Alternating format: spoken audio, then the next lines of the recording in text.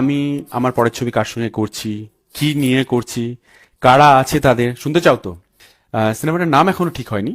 এইমাত্র লাইভে এসে রাজ চক্রবর্তী সাকিব খানকে নিয়ে কি কি বললেন আপনারা সকল তথ্য এই ভিডিওতে জানতে পারবেন। তো চলুন আমরা সেই ভিডিওটা দেখে আসি। রাজ চক্রবর্তী সাকিব খানকে নিয়ে কি কি বললেন, সাকিব খানকে নিয়ে কি সিনেমা করতে যাচ্ছেন, আমরা সকল তথ্য জানতে পারবো। তো চলুন সেই ভিডিওটা আগে দেখে আসি রাজ চক্রবর্তী কি কি বলতেছেন।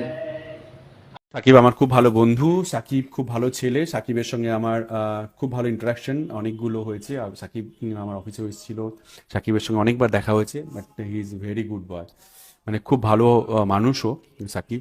আমি তো অবশ্যই ওর সঙ্গে কাজ করতে যাই, ও যদি ডেট দেয় অবশ্যই করব। আমি আমার পরের ছবি কার সঙ্গে করছি, কি নিয়ে করছি, কারা আছে তাদের শুনতে চাও তো? পদ্মনাভ দাশগুপ্ত সেটা স্ক্রিন প্লে ডায়লগ লিখছে। সিনেমাটার নাম এখনো ঠিক হয়নি। আমরা একটা ওয়াকিং টাইটেল ইয়ে করেছি, সেলফি বলে। সেলফি, আমরা সেলফি তুলতে ভালোবাসি, সেলফি। বাট এটা নাম থাকবে না আশা করছি, একটা অন্য নাম দেওয়া হবে, খুঁজছি নাম। তোমাদের যদি মাথায় কিছু থাকে, তোমরা যদি কোনো নাম দিতে চাও অবশ্যই জানিও, কি ধরনের গল্প আমরা জানাবো আস্তে আস্তে।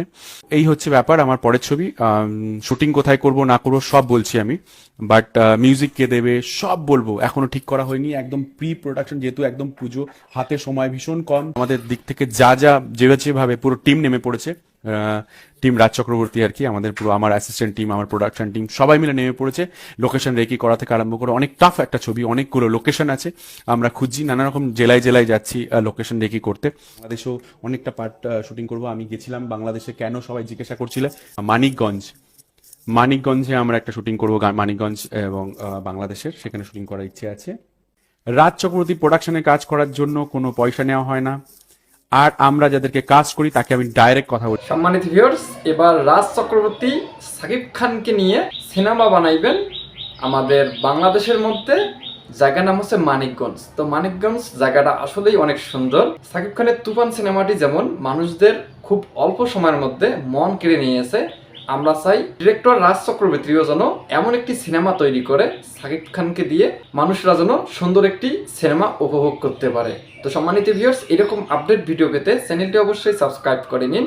তো ধন্যবাদ সকলকে, নেক্সট ভিডিওতে দেখা হবে। আল্লাহ হাফেজ।